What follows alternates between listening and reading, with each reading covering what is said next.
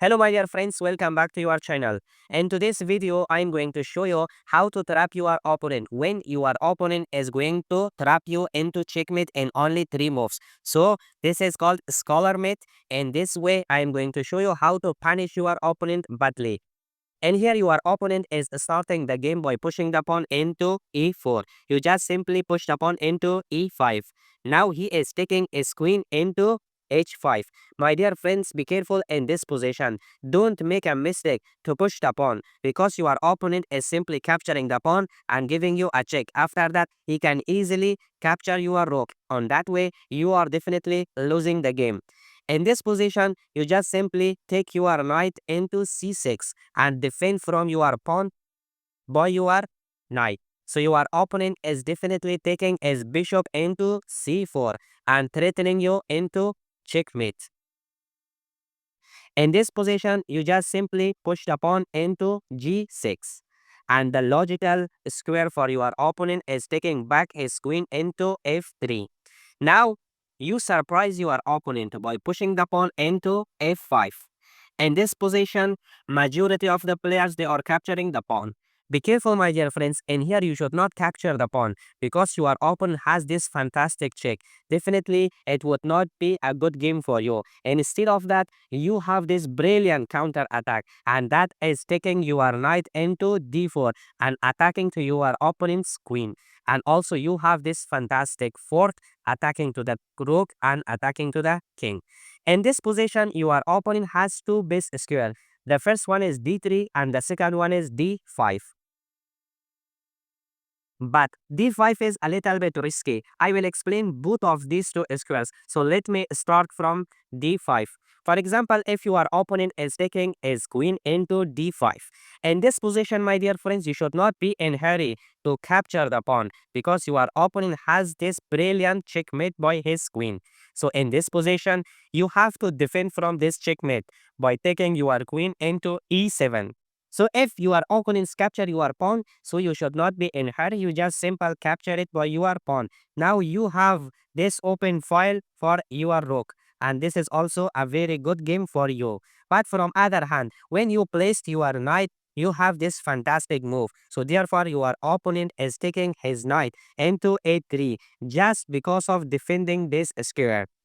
But in here, you just jump your knight into f6 and attack to the queen.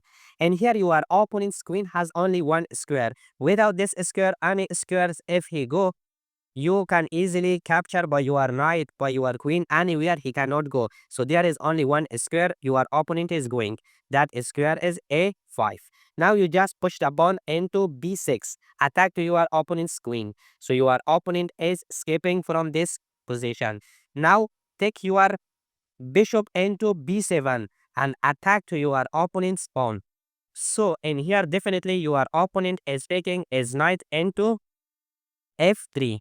Just he is activating his pieces and also he is defending from his pawn. In this position, you have different moves. You have this move as well to attack the queen, and also you have this option to capture the knight. But in here, I'm just telling you a trick. You just go simply castle. And here your opponent doesn't have this option to capture your knight because you are capturing back and giving a check. Now your opponent has to sacrifice his queen. This is not a good idea for your opponent. So in this position also, your opponent doesn't have this option to go castle. For example, if your opponents go castle, in this position, you are simply capturing the knight. So definitely, your opponent cannot capture it by his queen because you have this fantastic bishop standing here and waiting for queen. So definitely, your opponent is capturing back by his pawn.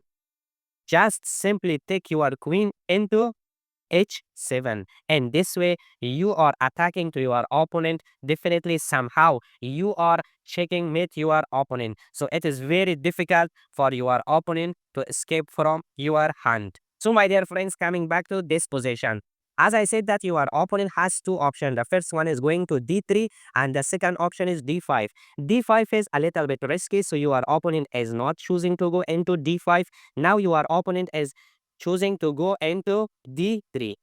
in this position, you have this fantastic move, pushing the pawn into d5 and attacking to your opponent's bishop. So your opponent is simply taking his bishop out.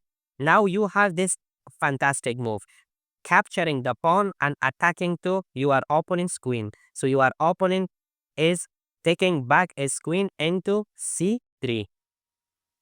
Now you take your knight into f6, telling your opponent that I am activating my knight and attacking to you. So your opponent's logical move is pushing the pawn into d3, and your opponent is not allowing to place your knight. So in this position, you just push the pawn into a5. As much as you have power, you should attack. So in the next move, you are attacking to your opponent's bishop. So definitely your opponent is losing his bishop. And also you have this idea in the future to attack by your rook.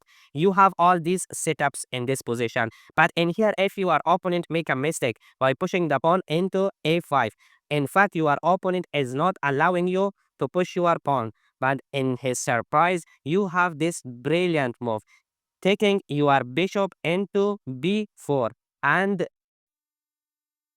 pinning the queen. In this way, your opponent is losing the queen. So definitely, if your opponent lose the queen, you are winning the game easily. So thank you so much, my dear friends, for watching this video. I hope you enjoy. If you like the video and the contents that I'm making, please subscribe the channel, share it with your friends and family members.